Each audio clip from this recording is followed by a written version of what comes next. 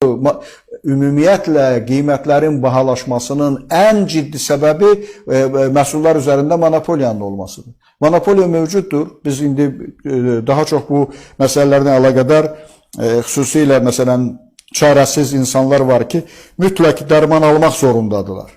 Deyək ki, pulları yoxdur, ət almırlar, nə bilim, ucuz yağlardan istifadə edirlər, nə bilim, qənaət edirlər ərzaq məhsullarına, paltara və s. Amma dərmana qənaət etmək olmur. İnsan xəstədir, bu dərmandan istifadə etməlidir. Dərmanlar var ki, məsələn, mən bilirəm ki, bir böyrək dərmanı var. İranda 1 manatdan da ucuzdur, Azərbaycanda 15 manatadır. Onun 50 qramda çəkisi var. Bu balaca belə tərkibi də Azərbaycandan fərqlidir. Yəni onun cəmi 50 ya ki bir ağır bir yük olsa, bir həcmi böyük olsa, deyirsiniz ki, bunun transport xərcləri var da. Onu bir dənə maşına onun 10.000 dənəsini yığmaq mümkündür. Yəni onu 15 dəfə baha satmaq. Yəni orada 1 manat da deyil. Qəpiklərə də, amma yadımda deyil neçə qəpiyə. Amma burada 15 manatadır. Və yaxud da məsəl üçün mən bir başqa yerdə də bunu demişəm. O Plavix dərmanı var, ürək dərmanıdır və ürək xəstəsi olan hər kəs ondan istifadə eləmək məcburiyyətindədir. Türkiyədə 5 manatadır, Gürcüstanda 10 manatadır, Azərbaycanda 35 manatadır.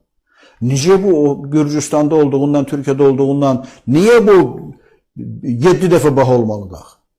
Özü də o da balaca bir dərmandır. Yəni 30 qram, 50 qram. Əlbəttə ki, rəqabət yoxdur, monopoliya var. Adamların o dərmanı özlərinin gətirməsinə imkan vermirlər. Bir qutudan artıq gətirəndən soruşur ki, niyə bundan 2 qutu gətirmirsən? Hava limanında bilirsiniz necə ciddi yoxlanış var gömrük tərəfindən. Yəni bütün bunlar əhalinin yaşayışına mənfi təsir göstərir. Bu təkcə insanların dolanışığına mənfi təsir göstərir, insanların psixikasına mənfi təsir göstərir. Fikir verirsiniz, məsəl üçün adamlarımız əsəbidirlər. Mən tez-tez xaricə gedib gəlirəm. Onlar elə sakitdilər. Baxırsan ki, dava eləmirlər. Elə təsadüfən kimisə üzünə baxdınsa, hökmən səni gülümsüyür.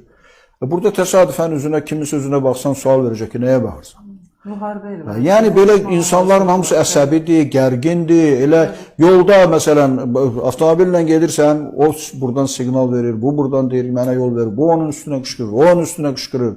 Yəni adamlar əsəbidir, insanların əsəbləri gərgindir və əsəblərin gərgin olmasının səbəblərindən biri də bu məsələlərdir.